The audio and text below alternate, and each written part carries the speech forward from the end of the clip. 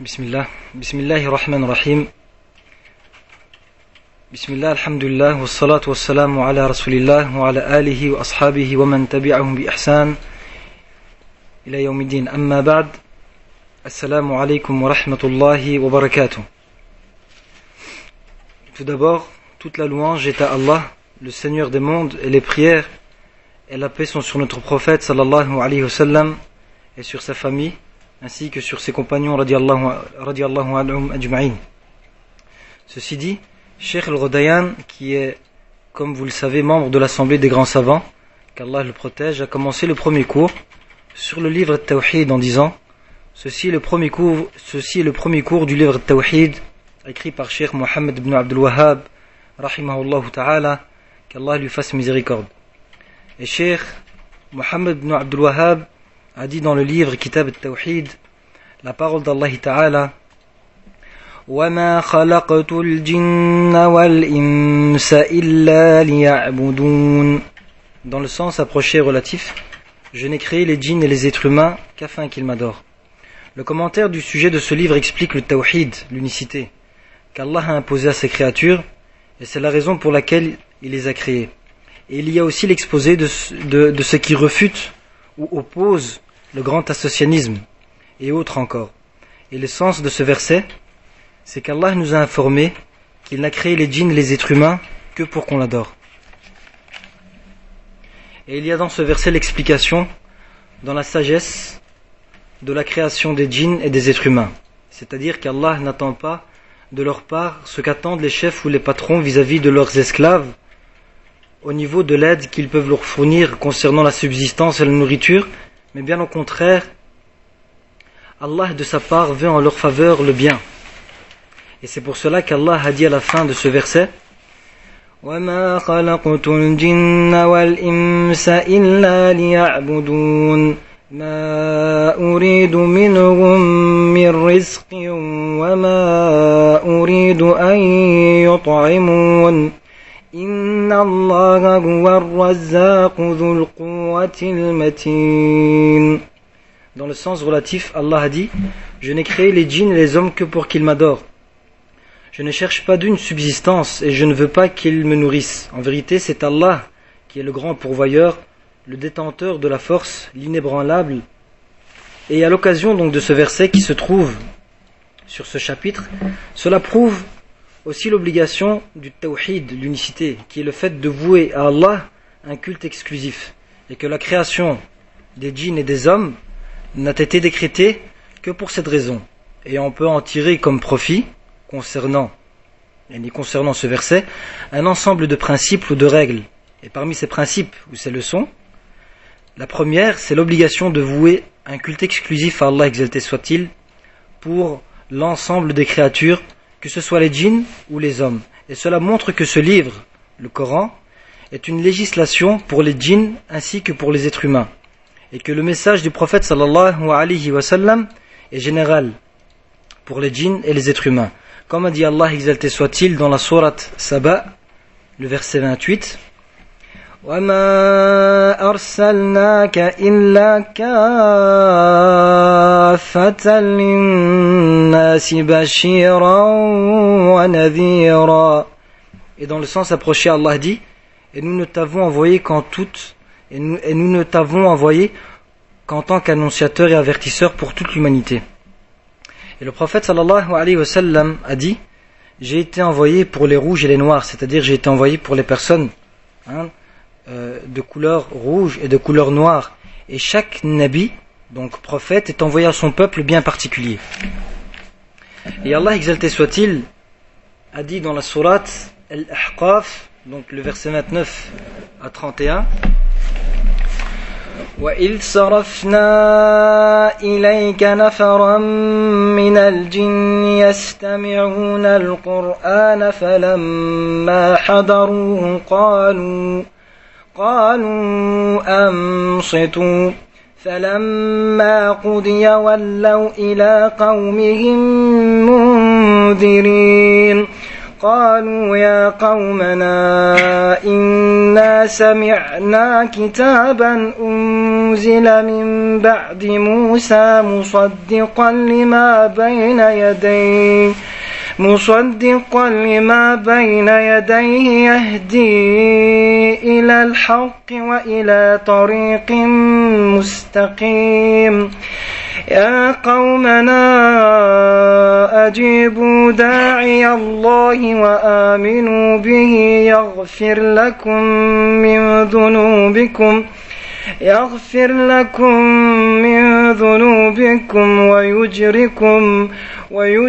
ويجركم من عذاب أليم. Et dans le sens approché et relatif, Allah dit, rappelle-toi, lorsque nous dirigeâmes vers toi une troupe de djinns, pour qu'ils écoutent le Coran. Quand ils assistèrent à sa lecture, ils dirent, écoutez attentivement. Puis quand ce fut terminé, ils retournèrent à leur peuple en avertisseurs. Ils dirent, ô notre peuple, nous venons d'entendre un livre qui a été descendu après Moussa, alayhi salam, confirmant ce qui l'a précédé. Il guide vers la vérité et vers un chemin droit. Ô notre peuple, répondez au prédicateur d'Allah. La deuxième leçon à tirer, c'est l'exposé dans la sagesse de la création des djinns et des êtres humains. Et cela est une adoration à Allah unique, sans rien lui associer. La troisième leçon à tirer, c'est qu'il n'y a que le Créateur, à lui seul, qui mérite d'être adoré. Et non une personne qui est incapable de créer une chose. Et dans cela, il y a une réplique à ceux qui adorent les statues, c'est-à-dire les idoles, et à tous ceux qui adorent autre qu'Allah. Et la quatrième leçon à tirer, c'est qu'Allah n'a pas besoin de ses créatures, mais c'est plutôt les créatures qui ont besoin d'Allah. C'est-à-dire que les créatures sont dans le besoin face au Créateur qui est Allah. Et comme cela est relaté dans le hadith al-Qudsi, quand Allah dit « Ô adorateurs, vous avez tous faim, sauf ceux à qui j'ai donné la subsistance. Demandez-la moi, je vous la donnerai. Ô adorateurs, vous êtes tous sans habit, sauf ceux que j'ai vêtus. Demandez-moi que je vous vêtisse, je vous vêtirai. »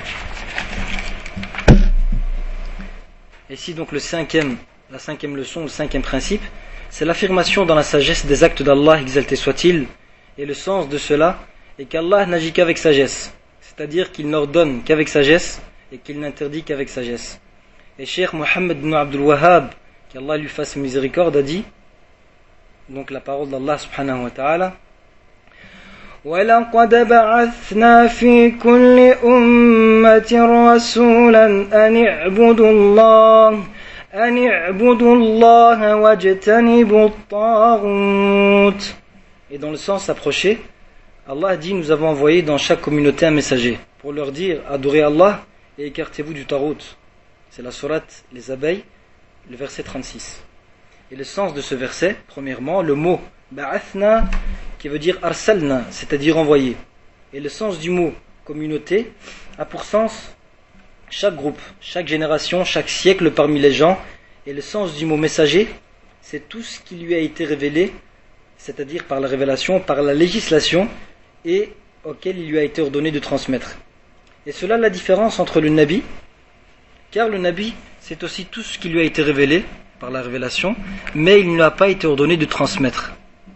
Cela donc était la différence entre le nabi et le rasoul. Et la parole adorer Allah veut dire de lui vouer un culte exclusif et de ne rien lui associer. Et la parole écartez-vous, qui a pour sens laisser ou éviter. Et la parole tarout, qui veut dire le fait de surpasser ou de dépasser les limites de tout ce qui est adoré en dehors d'Allah, c'est-à-dire les transgressions, et qui agrée ou accepte cette adoration. Cela représente le tarout. Et l'essence de ce verset, c'est-à-dire le sens général, c'est qu'Allah nous informe qu'il a envoyé à chaque communauté et chaque génération de gens des messagers qui appelaient à l'adoration d'Allah et de s'écarter de toute adoration en dehors d'Allah. Et Allah a toujours envoyé des messagers aux gens depuis qu'il y a eu donc l'association sur les enfants d'Adam, alayhi salam, à l'époque de Nuh, alayhi salatu salam, jusqu'au dernier des prophètes, qui est le prophète Muhammad sallallahu alayhi wa sallam. Mais chaque messager qu'Allah a envoyé à son époque, c'était uniquement pour son peuple. Tandis que le prophète Muhammad sallallahu alayhi wa sallam a été envoyé pour l'humanité tout entière, parce que son message est général et universel, c'est-à-dire pour les djinns et les êtres humains. C'est pour cela qu'une fois, le prophète sallallahu alayhi wa sallam a vu dans les mains de Umar ibn al-Khattab radiallahu anhu une feuille de la Torah. Et il lui a dit, qu'est-ce que cela, ya Omar? Et il lui a répondu que ce n'était qu'une feuille de la Torah. Et le prophète Mohammed alayhi salatu wassalam lui a dit, est-ce que tu as un soupçon ou un doute, ya Omar? Et le prophète a lui de répondre et lui a dit, si Moussa alayhi salam serait vivant, il lui aurait suffi que de me suivre. Et à l'occasion donc de ce verset dans ce chapitre, c'est que l'appel au tawhid, donc l'unicité, et l'interdiction du shirk, qui est l'association, était la mission de tous les messagers et de tous ceux qui les ont suivis. Et on peut en tirer comme profit concernant ce verset un ensemble de principes ou de règles. La première leçon, c'est l'envoi des messagers dans l'affirmation du tawhid et l'interdiction du shirk. La deuxième leçon, la religion des messagers est unique, c'est-à-dire c'est de lui vouer un culte exclusif et de délaisser ou de s'écarter du shirk, même si les lois au niveau de la législation étaient différentes. La troisième leçon, c'est que le message a enveloppé toutes les communautés et que les arguments ou les preuves ont été établis à toutes les créatures. Le quatrième principe ou la quatrième leçon, c'est l'importance et la place qu'a le tawhid et qu'il est obligatoire à toutes les communautés. La cinquième leçon, dans ce verset, concernant le témoignage de foi qui est La ilaha illallah, c'est-à-dire point de divinité est digne d'être adoré excepté Allah. Et ceci regroupe la négation et l'affirmation. Cela veut dire que l'adoration ne serait maintenue en toute rectitude qu'avec l'adoration vouée à Allah, et qu'il n'associe dans son adoration aucun autre à son Seigneur, comme a dit Allah dans la sourate la caverne. فمن كان يرجو لقاء ربه فليعمل عملا صالحا ولا يشرك بعبادة ربه أحدا. Et dans le sens relatif, quiconque donc espère rencontrer son Seigneur, qu'il fasse de bonnes actions et qu'il n'associe dans son adoration aucun autre à son Seigneur. Et ensuite, Cheikh Mohammed ibn Abdul Wahhab, rahimahullah, qu'Allah lui fasse miséricorde, a dit la parole d'Allah, وَقَضَى رَبُّكَ أَلَّا تَعْبُدُوا إِلَّا إِيَّاهُ وَبِالْوَالِدَيْنِ إِحْسَانًا. Allah a dit dans le sens relatif, et ton Seigneur a décrété n'adorer que lui et marquer de la bonté envers les pères et mères. Et concernant donc ce verset, la parole décréter signifie commander ou ordonner. Et la signification ici de décret a pour sens le décret religieux. Parce que le décret peut avoir deux sens, peut être de deux sens. Soit un décret religieux, soit un décret au niveau de la création et du libre arbitre. Et ici, cela a comme sens le décret religieux. Et ici, la parole Seigneur signifie celui, le Seigneur signifie donc Al-Malik, Al-Mutasarrif, c'est-à-dire le détenteur du pouvoir, le détenteur de la gérance, celui qui gère, et celui qui a éduqué tout l'univers par ses bienfaits. Et la parole est n'adorer que lui